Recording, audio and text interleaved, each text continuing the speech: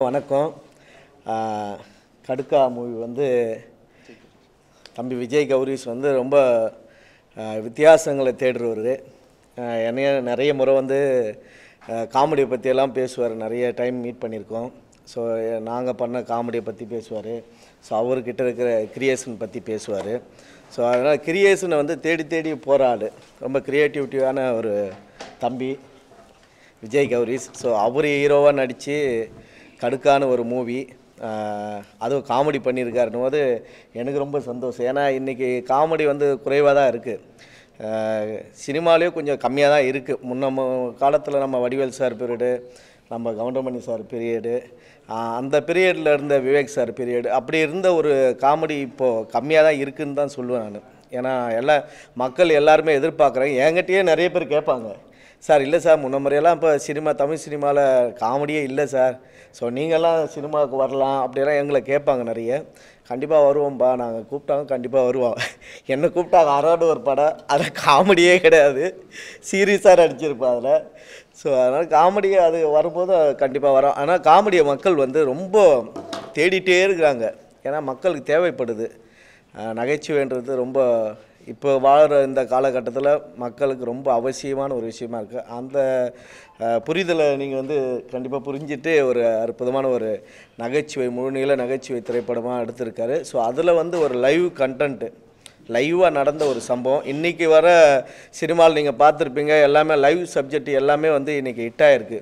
ஒரு காலத்தில் வந்து லைவாக நடந்த சம்பவங்கள்லாம் நம்ம வந்து ஒரு பார்ட்டாக அப்படி படிச்சுட்டு பேப்பர்லேயும் ஒரு செய்திகளையும் பார்த்துட்டு படிச்சுட்டு பார்ட்டாக போயிடுவோம். அப்போது இன்றைக்கி வந்து அதை படமாக திரைப்படமாக எடுத்து காட்டும் போது எல்லாருமே அதுக்குள்ளே போயிட்டு உத்து நோக்கி அதுக்குள்ளே மிங்கல் ஆயிடுறாங்க. இன்றைக்கி அந்த மாதிரி ஒரு காலகட்டம் இருக்குது. ஸோ அதனால் லைவ் அப்படின்றதுனால அதுவும் ஒரு வகையில் நல்ல ஒரு வரவேற்பாக இருக்கும், ப்ளஸ்ஸாகவும் இருக்கும். அதில் நகைச்சுவையும் கலந்து பண்ணியிருக்காரு. ரொம்ப சந்தோஷம், வாழ்த்துக்கள். இந்த திரைப்படம் கண்டிப்பாக வெற்றி பெறணும். ஏன்னா அந்தளவுக்கு ஒரு முயற்சி பண்ணியிருக்காரு. நல்லா வந்திருக்கு, எல்லாருமே சொல்கிறாங்க இந்த திரைப்படம். ஸோ கண்டிப்பாக எல்லோரும் சப்போர்ட் பண்ணுங்கள். ஏன்னா நகைச்சுவை மக்களுக்கு கண்டிப்பாக தேவை. அதே மாதிரி லைவ் சப்ஜெக்டாக ஒரு விஷயம் பண்ணியிருக்காரு. இவரோட முயற்சியும், ஏன்னா தேடுதலில் ரொம்ப பயங்கரமான ஆள், தேடிட்டே இருப்பார் நிறைய க்ரியேட்டிவ்ங்களை. ஸோ அந்த அளவுக்கு இதில் வித்தியாசமாக நிறைய விஷயங்கள் பண்ணியிருக்காரு. கண்டிப்பாக உங்கள் எல்லாருக்குமே இந்த படம் பிடிக்கும். எல்லோரும் சப்போர்ட் பண்ணுங்கள். நன்றி. எல்லாருக்கும் வணக்கம். உங்களுக்கு ரொம்ப தாட்டில் இருக்க ஒரு கண்டென்ட்டை வந்து டெலிகாஸ்ட் பண்ண ஷார்ட்ஸில் போட்டு இவ்வளோ பெரிய ட்ரெண்ட் ஆனது எனக்கு தெரிஞ்சு தான் ஃபர்ஸ்ட் டைம். உங்கள் எல்லாருக்கும் ரொம்ப ரொம்ப தேங்க்ஸ். படம் வந்து நம்ம கடுக்கா, உண்மையிலே சொல்ல போனால் கௌரிஷ் இருப்பார் பொறுப்பா, படம் ஃபுல்லாக இருக்கும் சிரிப்பா, சரிங்களா? நீங்கள் என்ஜாய் பண்ணலாம், ரொம்ப என்ஜாய் பண்ணலாம். ரொம்ப ரொம்ப எஃபர்ட் எடுத்து பண்ணியிருக்கோம். ஸோ கௌரிஷ் வந்து அவ்வளோ அழகாக படத்தில் நடிச்சிருக்காரு. அவர் முகம் சுளிக்காமல் வெயிலும் பார்க்காம சுற்றும் போது சான்ஸ் இல்லை. இப்போ இருக்கிற வெயில் உங்களுக்கு தெரியும், எல்லாம் வெள்ளையாக போனால் வீட்டுக்கு வரும்போது கருப்பாக வர மாதிரி சுச்சுவேஷன் இருக்குது. ஸோ ரொம்ப ரொம்ப எஃபர்ட் எடுத்து பண்ணியிருக்கோம். நான் பழனியன்கிட்ட சொன்னேன், ஆனால் இந்த மாதிரி நண்பர் ஷூட்டிங்கில் வந்து மீட் பண்ணும்போது, ஆனால் இந்த மாதிரி ஒரு நண்பர் இருக்கார் விஜய் கௌரிஷ்னு, ரொம்ப ஒரு இனோவேட்டிவாக ரொம்ப ரொம்ப ஸ்ட்ராங்கான பர்சன், நல்லா பண்ணிக்கிட்டு இருக்காரு. ஏன் சொல்கிறேன்னா, இப்போ இருக்கிற சுச்சுவேஷனில் நிப்போட்டிசம்னு ஒரு விஷயத்த உடச்ச டைம் இது. யார் நம்ம எவ்வளோ பெரிய ஆளாக இருந்தாலும் பர்ஃபார்மன்ஸ் இருந்தால் மட்டும்தான் இங்கே வின் பண்ண முடியும். ஸோ எங்கள் ஃபேமிலி இந்த மாதிரி ஒரு ஃபேமிலி சொல்லிட்டு உள்ளே வந்தால் சக்ஸஸ்லாம் அவ்வளோ ஈஸியாக கிடைக்கிறது இல்லை. ஸோ இது ஒரு ரெக்குவயர்மெண்ட் இருக்குது ஒரு ஹீரோக்கும் காமெடியனுக்கும். ஸோ அந்த அளவுக்கு ஒரு பர்ஃபார்மன்ஸ் பண்ணக்கூடிய ஒருத்தர் தான் கௌரிஸ். ஸோ பழனியன்ட்ட சொன்னேன், இந்த மாதிரி ஒருத்தர் இந்த விஷயத்தை அவர்கிட்ட சொல்லும் போது நம்ம என்ன ஸ்டைலில் யார் அவரை நான் பார்க்கணும் அப்படின்னு சொல்லி ஒரு இன்ட்ரடியூஸ் கொடுக்குறேன். ஸோ ரொம்ப நாள் டிஸ்கஷன் போச்சு. அடுத்து இப்போ ஒரு லான்ச் பண்ணியிருக்கோம். உங்களோட சப்போர்ட்டுக்கு, உங்களோட விஷஸ்க்கு ரொம்ப ரொம்ப தேங்க்ஸ். Thank you so much. ஆக்சுவலாக என்னென்னா, ஹைதராபாத்தில் ஷூட்டிங்கில் இருக்கிறாங்க. அடுத்தடுத்த ப்ரெஸ் மீட் எல்லாத்துலேயும் வராங்க, மொத்த டீமும் எல்லாருமே வராங்க. அடுத்த ப்ரெஸ் மீட் அடுத்த வெனஸ்டே நடத்துகிறோம். அதுக்கு அடுத்த ப்ரெஸ் மீட் அடுத்த, ஏன்னா உங்களால் தான் இப்போ சாங் ஹிட் ஆச்சு. ஸோ பத்திரிகை நண்பர்கள் எல்லாத்துக்கும் மிகப்பெரிய நன்றி. 10 லட்சம் தாண்டி ஒவ்வொரு இன்ஸ்டாலையும் வியூஸ் பிச்சுட்டு போய்கிட்டே இருக்குது. பொல்லாத பார்வை, தேவா சார் சாங்கு, கெவின் டிகோஸ்டா, நிலவை பார்த்திபன் லிரிக்ஸ் ரைட்டரு, என்னாலே நம்ப முடியல. அப்புறம் தான் யோசிச்சேன், நீங்கள் லாஸ்ட் டைம் கொடுத்த ஆதரவு மிகப்பெரிய ஆதரவு தான் எனக்கு. ஸோ எங்கள் மொத்த டீமுக்கு, கடுக்கா திரைப்பட குழுக்கும், அதுவும் புதுமுக நடிகர் ஒரு விஜய் கௌரிஷ் அப்படின்னு ஒரு சின்ன நடிகர் நான், ஃபஸ்ட் டைம் வரும்போது நீங்கள் இவ்வளோ ஆதரவு கொடுப்பீங்க நான் எதிர்பார்க்கவே இல்லை சத்தியமாக. சரி நமக்கெல்லாம் எங்கள் ஆதரவு தர போகிறாங்க அப்படின்னு நினச்சிட்டு இருந்தேன்.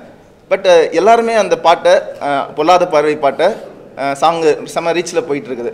ஸோ நான் ஃபஸ்ட்டு தேங்க்ஸ் சொல்லணும்னா கடவுளுக்கு அடுத்து, எங்கள் அப்பா அம்மாவுக்கு அடுத்து, தேவாசருக்கு அடுத்து, மியூசிக் டைரக்டருக்கு அடுத்து பத்திரிகை நண்பர்களுக்கு எனக்கு உண்மையிலேயே சந்தோஷமாக இருக்குது நீங்கள் எல்லாத்தையும் ரீச் பண்ணதுக்கு. நான் லாஸ்ட் டைமே சொன்ன மாதிரி தான், நீங்கள் உள்ளத்தை தான் பார்க்கணும், உள்ளாடையை பார்க்கக்கூடாது அப்படின்னு சொன்ன மாதிரி தான் நம்ம எப்பயுமே ஒரு நடிகரோ ஒரு இது ஆடும்போது அவங்களோட டேலண்ட்டை கண்டிப்பாக ஃபஸ்ட்டு நம்ம அவங்களுக்கு ஃபஸ்ட்டு பாராட்டணும். அந்த மாதிரி அந்த மாதிரி அவங்க மட்டும் சொல்லலை, இன்ஸ்டாகிராமில் எல்லாருமே இந்த மாதிரி நிறைய விஷயங்கள் பண்ணிட்டு இருக்கிறாங்க. ஏன்னா தமிழ் சினிமா என்னை சேர்த்து சொல்கிறேன், நான் என்னையும் சேர்த்து தான் சொல்கிறேன். அதனாலாம் ஒவ்வொரு டீ கடையிலையும் என்ன மாதிரி பல நடிகர்கள் வாய்ப்பு தேடி கோடம்பாக்கம் டீ கடையிலும் சரி, சாலிகிராம் டீ கடை அலைஞ்சிட்டு இருக்கிறோம் கடந்த 10 வருஷமாக. ஓப்பனாக சொல்லணும்னா இந்த மாதிரி நம்ம 1 லட்சம் பேர் வயசு தொலைச்சிட்டு, வெக்கத்தை விட்டுட்டு, வாயை பொத்திக்கிட்டு, அவமானத்தை சகிச்சுக்கிட்டு, சோகத்தெல்லாம் அடக்கிட்டு எல்லாம் எனக்கு வாய்ப்பு கிடைக்குமான்னு அப்படிப்பட்ட வாய்ப்பு கிடச்சி தான் நானும் இங்கே வந்துட்டு இருக்கிறேன். தொடர்ந்து அவங்களும் இங்கே கண்டிப்பாக வருவாங்க, எனக்கு நம்பிக்கை இருக்குது. கூட இருக்கிற எல்லா நடிகர்களுமே வாய்ப்பு தேடி அவங்க மட்டும் இல்லை சார், நாங்கள் தமிழ்நாடு மொத்தமாக எனக்கு சப்போர்ட் பண்ணணும். நீங்கள் அவங்கள மட்டும் பர்சனலாக இது பண்ணுறீங்க. சார் அவங்க வந்து எங்களோட ஃப்ரெண்டாக ட்ராவல் ஆகிட்டாங்க சார். அந்த ஒரு நோக்கத்துக்கு சார் அவங்க இருக்கிற எவ்வளோ பேர் அவங்கள இது பண்ண போகிறோம். ஏன்னா ஆன் ஸ்க்ரீனில் அவங்க மட்டும் இருக்காங்கன்றதுக்காக அவங்க அந்த மாதிரி பர்சனோ இது கேட்டகரி ஃப்ரெண்டு சார், நல்ல ஃப்ரெண்டு. என்ன நினைக்கிறேன்னா சார், அவங்க கொடுக்குற கமெண்ட்ஸும் சரி, கேட்குற கேள்வியும் சரி, நம்ம யாரை பாயிண்ட் பண்ணுறோமோ அவங்கள அது பாதிக்க போகிறதில்ல. யார் கமெண்ட் பண்ணுறாங்களோ அவங்க மனநிலையையும், கேட்குற கேள்வி யாரோடதோ அவங்களோட மனநிலை தான் அது பிரதிபலிக்குதே தவிர நம்ம யாரை பாயிண்ட் பண்ணுறோமோ அவங்கள அது பிரதிபலிக்காது. ஸோ நீங்கள் ஒரு நல்ல கேள்வி கேட்டிங்கன்னா, ஒரு அறிவாளியான பத்திரிகையாளருங்கிறது மக்களுக்கு தெரியும். நீங்கள் ஒரு கேள்வி என்ன கேட்கும்போது, இந்த பத்திரிகையிலேருந்து இவ்வளோ அறிவாளித்தனமாக கேள்வி கேட்குறாங்கிறத மக்கள் புரிஞ்சுக்குவாங்களே தவிர, அதுக்கு ஒரு மொக்கத்தனமாக நான் பதில் சொன்னால் கூட மக்கள் வந்து பரவாயில்ல, அறிவாளித்தனமாக ஒரு பத்திரிகையாளர் வந்திருக்கிறாரு அப்படின்னு தான் மக்கள் நினைப்பாங்க. அந்த மாதிரி தான் கமெண்ட் செக்ஷன்லையும் ஒருத்தர் பேடாக கமெண்ட் பண்ணால் அவனோட மனநிலை தான் அது பிரதிபலிக்கிறதே தவிர, ஆடுறவங்களோ நடிக்கிறவங்களோ பேசுகிறவங்களோ அவங்களோட மனநிலை அது பிரதிபலிக்காது. அதுதான். ஒருவேளை அவங்க மூலிமா நீங்கள் மனநிலை பாதிச்சிங்கன்னா நான் சாரி கேட்டுக்கிறேன். எங்கள் டீம் மூலிமா யாருனால ஒரு மனநிலை பாதிக்கப்பட்டால் கூட நான் சாரி கேட்டுக்கிறேன். ஏன்னா இது வந்து கடுக்கா திரைப்படம், பெண்ணியம் சார்ந்த திரைப்படம் நான் இப்போ தான் சொல்லிட்டு இருந்தேன். அது நான் பதில் சொல்கிறேன், நீங்கள் கேட்க போகிறீங்கன்னு தெரியும். ஏன்னா இது பெண் போராளியை பற்றிய ஒரு திரைப்படம். ஹீரோயின் ஸ்மேகா பார்த்துருப்பீங்க, செம்ம அழகாக நடிச்சிருக்கிறாங்க. விஜய் டிவி ஆஃபீஸ் சீரிஸோட ஹீரோயின் அவங்க. அங்கே பயங்கரமாக அவங்க ஃபேம் ஆகிட்டு இருக்கிறாங்க. கடுக்கா படத்துக்கு சப்போர்ட் பண்ணி நடிச்சது மிகப்பெரிய பாக்கியமாக நானும் நினைக்கிறேன். அவங்க மட்டும் இல்லை, படத்தில் நடித்த எல்லாருமே ஆதர்ஷ், ஒவ்வொருத்தரும் ப்ரொடியூசர் உட்பட ப்ரொடியூசரும் எல்லாருமே ஊரில் இருக்கிறாங்க. கண்டிப்பாக எல்லாம் அடுத்தடுத்த பிரச்சனையில் கலந்து தயாராக சந்தோஷமாக இருக்காங்க. பாட்டு ஹிட் ஆயிடுச்சு. ஹிட் ஆனோனையும் அது மக்கள்கிட்ட ரீச் ஆனோனையுமே எல்லா டிஸ்ட்ரிபியூட்டர்ஸ் ப்ரொடியூசர்ஸ் கால் பண்ணி விஷ் பண்ணிட்டே இருக்கிறாங்க. பத்திரிகையாளர் உட்பட நிறைய பேர், டைமண்ட் பாபு சார் எல்லாருமே அவங்க இதில் பேஜில் போட்டுட்டு இருக்கிறாங்க. கயல் தேவராஜன் எல்லாருமே போட்டாங்க. ஸோ ரொம்ப நன்றி, அங்கே பத்திரிகையாளரோட சப்போர்ட் இருந்தது. ஸோ படத்தோட ப்ரமோஷன் டீமில் டிஸ்கஸ் பண்ணிட்டு இருக்கிறோம். அஃபிஷியல் அனௌன்ஸ்மெண்ட்டை ப்ரொடியூசர் என்னென்ன சொல்கிறாரோ கண்டிப்பாக நாங்கள் வந்து அதுக்கு தகுந்த மாதிரி எங்கள் டீமில் டிஸ்கஸ் பண்ணிவிட்டு மியூசிக் டைரக்டர் தேவா சார் எல்லாருமே இன்னும் இது மாதிரி புதுசாக பண்ணுங்க சொல்லியிருக்காங்க. ஸோ நாங்கள் அடுத்தடுத்து புதுசாக இன்னும் மக்களை சந்தோஷப்படுத்துறதுக்கு என்னென்ன பண்ணுமோ அதை பண்ணுறது தயாராக இருக்கிறோம். ட்ரெய்லர் லான்ச் அப்போ படத்தோட ஷார்ட்ஸ் எல்லாத்தையும் நீங்கள் பார்ப்பீங்க. ஏன்னா இது டேரக்டர் SS முருகராசு மிகப்பெரிய டேலண்டடான டேரக்டர். இன்னும் ஓப்பனாக சொல்லணும்னா நம்ம அண்ணன் விஜய் சேதுபதிக்கே கதை எழுதி வச்சிருக்காரு. அவரோட கதையில் நடிச்சா 100 கோடி கலெக்ஷன் 200 கோடி போகிற லெவலுக்கு எங்கள் டேரக்டர் கதை இருக்குது.